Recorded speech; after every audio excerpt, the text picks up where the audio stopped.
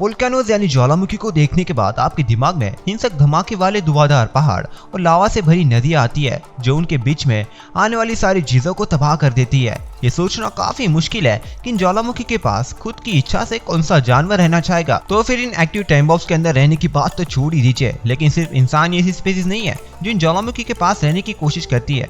कुछ ऐसे भी जानवर और माइक्रो ऑर्गेनिज्म की स्पीसीज है जो इनके अंदर रहती है। सो बिना कोई समय गवाए चलो अब तक के सबसे 10 अमेजिंग जानवरों की खोज पे जो ज्वालामुखी के अंदर रहते हैं। नंबर 10, पायरोकॉकस फुरिवोसिस। यह पायरोकॉकस फुरिवोसिस नाम से जाने जाने वाला जानवर हाइपरथर्मोफाइल है जो सबसे पहले इटली के वोल्केनिक आइलैंड में खोजा गया था। यह माइक्रो ऑर्गेनिज्म है जिसे बहुत ज्यादा गर्म एनवायरनमेंट में रहना पसंद है। यह क्रीचर जनरली 70 डिग्री से 130 डिग्री के एनवायरनमेंट में रहना पसंद करता है। जो मैट्रिक सिस्टम का यूज नहीं करता है उनके लिए मैं बता दूं ये टेम्परेचर 158 फ़ारेनहाइट से 217 फ़ारेनहाइट वाला गर्म एनवायरनमेंट है। आप यही सोच रहे होंगे कि इवोल्यूशन ऐसा रास्ता कैसे चुन सकती है, लेकिन ये आपको सब सही लगेगा जब आपको ये पता चलेगा कि ज्वालामुखियों से धरतियों से सबसे न्यूट्रिशन चीजें बाहर निकलती है। इसलिए एनहांस और रिच फूड सोर्सेस सिर्फ ज्यादा पॉपुलेशन की सपोर्ट नहीं करती, ये उन्हें बहुत तेजी से रिप्रोडक्शन करने में भी मदद करती है। हर 37 मिनट के बाद पायरोकॉकस फ्यूरियस की पॉपुलेशन दुगनी हो जाती है। ये पॉपुलेशन ग्रोथ बहुत ही ज्यादा है। ऑफ कोर्स ये स्पीसीज आपको बहुत कूल लगेंगी या फिर शायद बहुत ही हार्ड जब आपको ये पता चलेगा कि इनका यूज नए हीट ट्रेडिशनल फसल बनाने के लिए किया जा सकता है। तो ये समुद्र की वो स्पीसीज है जो फसल, पेड़ और पौधों को कम पानी में भी बढ़ने में मदद करेगी। तो सुनने के बाद शौक लगा ना। Number 9, the happy face spider. Arachnophobia ये आमतौर पर दुनिया के सबसे ज्यादा फोबिया में से एक है। फोबिया का मतलब होता है किसी चीज का डर।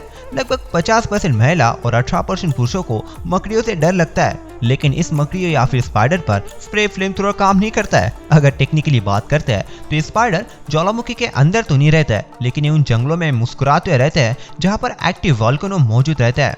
ये स्पीसीज वहाँ पर इसलिए रह सकती है कि जब कोई बड़ी आपदा आती है तब प्रकृति के पास उन्हें बचाने के लिए खुद का रास्ता भी है। और ज्वालामुखी से बड़ी कौन सी आपदा हो सकती है। यहाँ पर ठंडे हुए लावा के न्यूट्रिशंस पेड़ और पौधों को बढ़ाने के लिए काफी है, और ये पेड़ पौधे जंगल हेल्दी इंसेक्ट को अट्रैक्ट करती है जो इन स्पाइडर को शिकार करने का मौका भी देती है। ये स्पाइडर पत्तों के पीछे छुपकर उनके खाने का इंतजार करती है। कभी कभार लावा भी इन जंगलों की तरफ आता है, पर ये स्पाइडर उनका सामना बड़े मुस्कुराते हुए करते हैं। Number 8, microorganisms. Microorganisms हर जगह पे रहते हैं, जैसे कि जमीन में, ठंडे बर्फ में और जमीन के कई हजार फीट के गहराई में भी। लेकिन क्या आपको पता है कि वो वोल्केनो के अंदर भी रह सकते हैं। 95.5 डिग्री यानी 204 फ़ारेनहाइट पर येलोस्टोन नेशनल पार्क का हॉट स्प्रिंग उबल रहा है। हम और आप बुरी तरह से यहाँ पे जल सकते हैं, और इसमें तैरने की कोशिश की तो हमारी मौत तो तय है। लेकिन यह टेम्परेचर कोलोसेल पैराडॉक्सियम नाम के ऑर्गेनिज्म के लिए बिल्कुल सही है। गर्म जगह पर रह सके ऐसे वो एंजाइम्स जनरेट करके ऑर्गेनिज्म उनके डीएनए स्ट्रक्चर को भी प्रोटेक्ट करते हैं। इस पानी का टेम्परेचर हमारे बॉडी को कुछ ही पलों में पिघलाकर राख कर सकता है। इस वजह से इस स्पीसीज को उनके फूड सोर्स का एक्सेस मिलता है जिन्हें दूसरे स्पीसीज चाह कर भी नहीं हासिल कर सकते। और सालों की इवोल्यूशन के बाद ये स्पीसीज इतने एडेप्टिव हो चुके हैं कि ये गर्म टेम्परेचर को बर्दाश्त ही नहीं करते। उन्हें इस गर्म टेम्परेचर की जीने के लिए भी जरूरत पड़ती है। कोलोसियम पैराडॉक्सियम और इसके साथ कुछ थर्मोफाइल स्पीसीज ने ज्वालामुखी के पास इकोसिस्टम ही बसा ली है। ये छोटे छोटे पराक्रमी स्पीसीज हमें मंगल ग्रह पर सर्वाइव करा सकते हैं और ऐसी स्पीसीज के बारे में काफी जानकारी भी दे सकते हैं। और साइंटिस्ट ने ज्वालामुखी के पास ही ऐसे स्पीसीज को साउथ अमेरिका के लुलियाना में ढूंढ के निकाला है। इस जगह का पर्यावरण मंगल ग्रह से काफी ज्यादा मेल खाता है। Number 7, volcano rabbit. जावा नाम के गांव में रहने वाले लोग हर साल भगवान को फल फूल और सब्जियां चढ़ाते हैं और साथ में जानवरों को ज्वालामुखी में डालकर बलि भी दे देते हैं। वोल्केनो रैबिट को खैर मनाना चाहिए कि वो इस जगह से 1500 किलोमीटर दूर मैक्सिको में रहता है। आप सोच रहे होंगे कि ये छोटे से जानवर ज्वालामुखी के पास कैसे रहते होंगे। वेल, ये खरगोश काफी छोटे होते हैं और इनकी स्पीसीज दुनिया की दूसरी सबसे छोटी स्पीसीज है खरगोश की, और इनका वजन बड़े मुश्किल से 500 ग्राम से ज्यादा होगा। लेकिन ये स्पीसीज खत्म होने के कगार पर भी है। ये खरगोश दुनिया में सिर्फ मैक्सिको के 4 ज्वालामुखी के बीच ही पाया जाता है। इन खरगोश का इस तरह के जगहों में रहना ठीक नहीं लगता, लेकिन इन्हें ऊंचे जगह पर रहना अच्छा लगता है और ज्वालामुखी से मिलने वाले न्यूट्रिशन से भरे फल फूल और पौधे के जरिए इनका जीवन भी बड़े मजे से कटता है। Number 6 Gill stingray. इस कमजोर और पर्पल कलर जैसे दिखने वाले जानवर के पास 6 गिल्स है। गिल्स से मछलियों का वो हिस्सा है जो उन्हें पानी के अंदर सांस लेने में मदद करता है। ये जानवर काफी अच्छे तादाद पर एक एक्टिव ज्वालामुखी के पास रहते हैं। वहाँ पर दूसरे जानवर जैसे कि खेकड़े, मछलियाँ और शार्क्स भी पाए जाते हैं। साइंटिस्ट सोच में पड़ चुके हैं कि इस खतरनाक जगह पर जीवन कैसे मौजूद है। वहाँ का पानी ज्वालामुखी के जहरीली गैसेस की वजह से प्रदूषित हो चुका है। अगर आप वहाँ पे किसी तरह से जिंदा भी रह पाते हैं तो भी आप कुछ ही दूरी पर धुएं से ज्यादा देख नहीं पाओगे। फिर भी 6 गिल स्टिंगरे यहाँ पर रहते हैं, शिकार करते हैं और नए जीवन को जन्म भी देते हैं। इसका मतलब इस जहरीले और धुएंधार पानी में छोटे 6 गिल स्टिंगरे घूम रहे हैं। लेकिन ये जगह समुद्र के दूसरे हिस्से के शिकारियों से काफी ज्यादा सुरक्षित है। Number 5, Pulicat worm. वर्म और प्रेडेटर का मतलब कीड़े और शिकारी, इन दोनों शब्दों को हम एक साथ कभी नहीं जोड़ते हैं, लेकिन पॉलीकेट वर्म ये एक एक्सेप्शन है।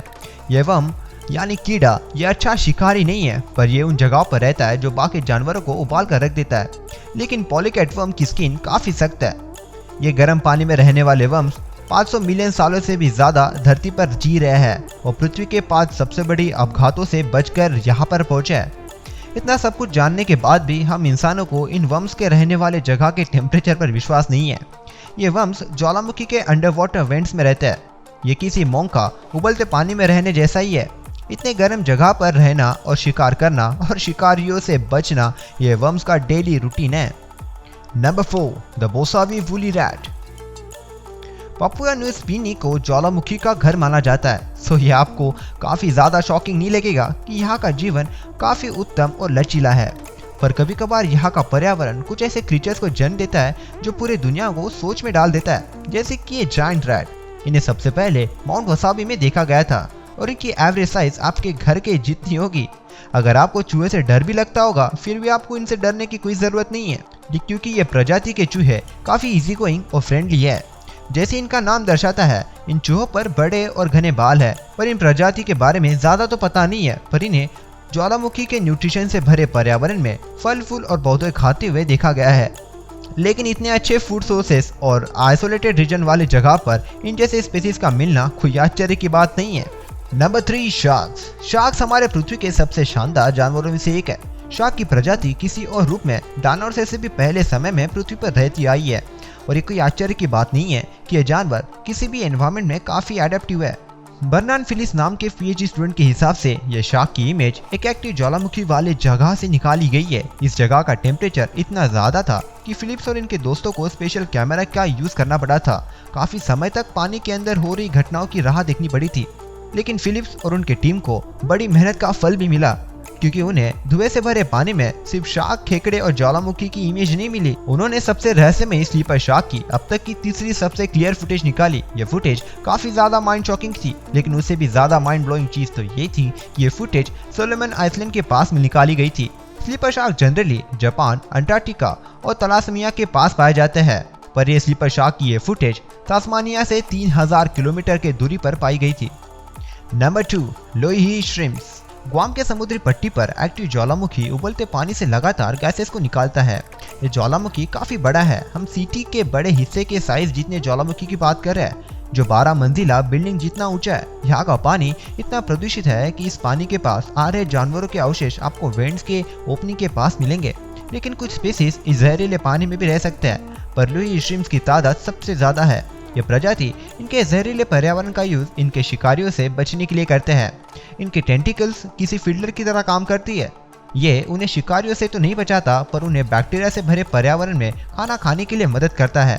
ये शिकारियों से बचाने का और पेट भरने का काफी कारगर तरीका है। और नंबर 1, पिंक स्लग। जब हम स्लग की बात करते हैं तब हमारे दिमाग में गार्डन टेराकॉट्स में बने हुए मटके और हरी सब्जियों की याद आती है, लेकिन लोग ये नहीं सोच सकते हैं कि 20 किलोमीटर यानी 8 इंच लंबा पिंक स्लग ज्वालामुखी वाले जगह में घूमता होगा। ये pink slug giant land slain की एक यूनिक स्पीसीज है जो न्यू साउथ वाले एक्टिव ज्वालामुखी पर पाए जाते हैं। 17 मिलियन सालों पहले ज्वालामुखी के फटने की वजह से वहां पर सिर्फ तबाह हुई जगह और पिंक स्लग ही बचे थे। ये क्रीचर्स धरती पर तब से है जब हमारे पृथ्वी पर सिर्फ एक ही महाद्वीप था। ये लगभग 180 मिलियन सालों का स्ट्रगल है, पर अब ये खत्म होने की कगार पर है। लेकिन आप जो सोच रहे हैं, इनका रीजन खत्म होने का वो नहीं है। इनके नंबर कम होने की वजह ज्वालामुखी तो नहीं है, पर्यावरण में हो रही बदलाव की वजह से ये हो रहा है। ग्लोबल वार्मिंग की वजह से इन स्लग के मॉइस्ट हैबिटेट खत्म हो जा रहे हैं। New South Wales scientific community इन्हें थ्रेटेंड स्पीसीज कंजर्वेशन एक्ट में शामिल करने की कोशिश कर रहे हैं, लेकिन प्रोग्रेस बहुत ही ज्यादा स्लो है। सो दोस्त, उम्मीद है कि आपको ये वीडियो पसंद आया होगा। अगर आप यहाँ तक वीडियो देख रहे हो तो आप एक बहुत स्मार्ट व्यक्ति हो और स्मार्टनेस को चाहिए डेली स्मार्टनेस का डोज जो आपको डेली प्रोवाइड करता है। तो सब्सक्रिप्शन को क्लिक करके हमारे मिशन से जुड़ जाइए ताकि हम ऐसी ऑसम नॉलेज डेली स्प्रेड कर सके। तो तब तक के लिए बाय, और अब तक देखिए लेफ्ट या फिर राइट। बाय।